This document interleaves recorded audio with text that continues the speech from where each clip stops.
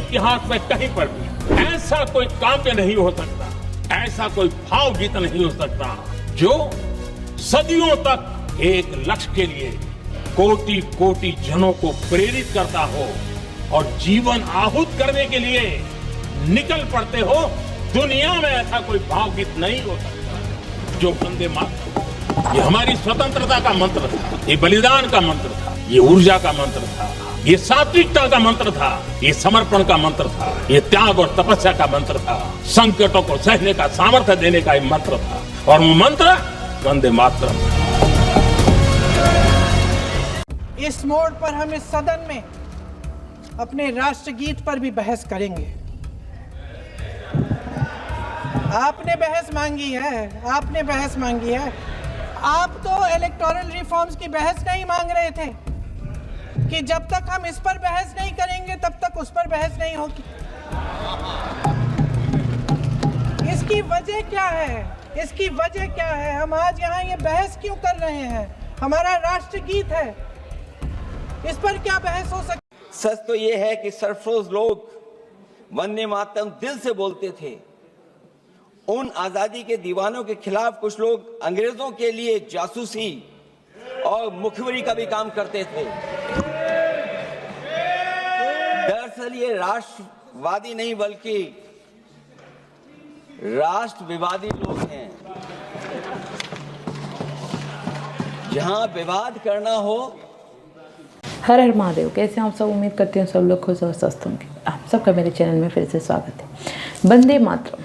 वंदे मातरम जो हमारा राष्ट्रगीत है उसको लेकर के बड़ी चर्चा में अभी है। लोकसभा में 10 घंटे का चर्चा चला। किस पे? वंदे मातरम पे। सत्ता दल के पक्ष से देश के प्रधानमंत्री नरेंद्र मोदी ने संबोधित किया, राजनाथ सिंह ने संबोधित किया, वहीं पे कांग्रेस पार्टी के गौरव गोगोई और प्रियंका गांधी ने किया, वहीं समाजवादी पार्टी के अखिलेश यादव ने किया।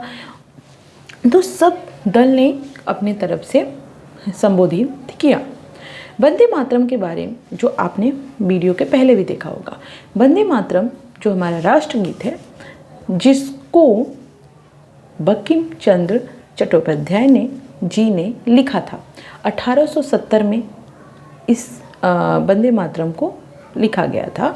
फिर 1880 में आनंद मठ जो उपन्यास है वहाँ पे इसे प्रकाशित किया गया था। उसके बाद ये गाना इतना प्रचलित हुआ कि लोगों के रगों रोगों में दौड़ने लगा और आज़ादी में ये गाना इतना प्रसिद्ध था कि ये सुन करके लोगों में जोश आ जाता था।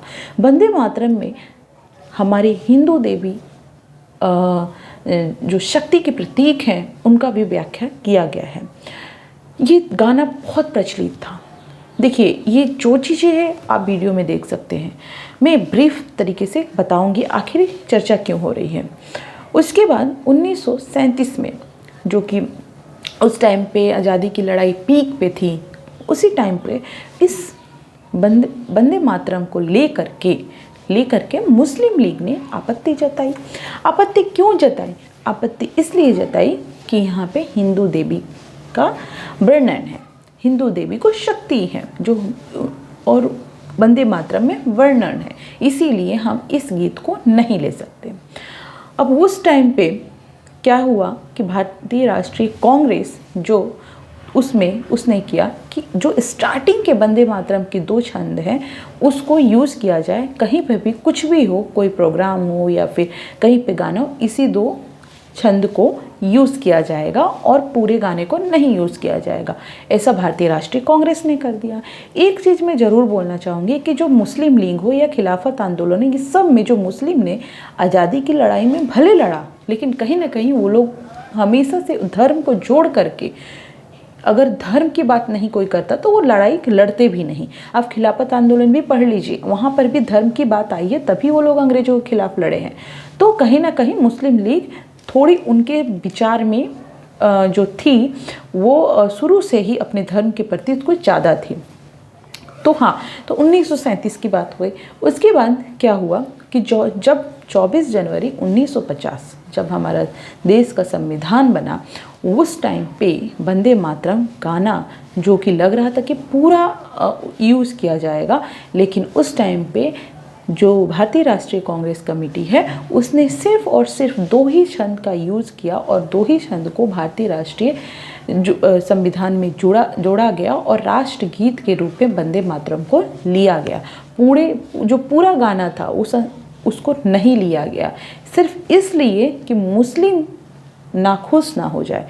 और मुस्लिम खुश और नाखुश से फ़ायदा क्या हुआ? क्या मोहम्मद अली जिन्ना जो था उसकी नीयत बदल गई? क्या देश का बंटवारा नहीं हुआ?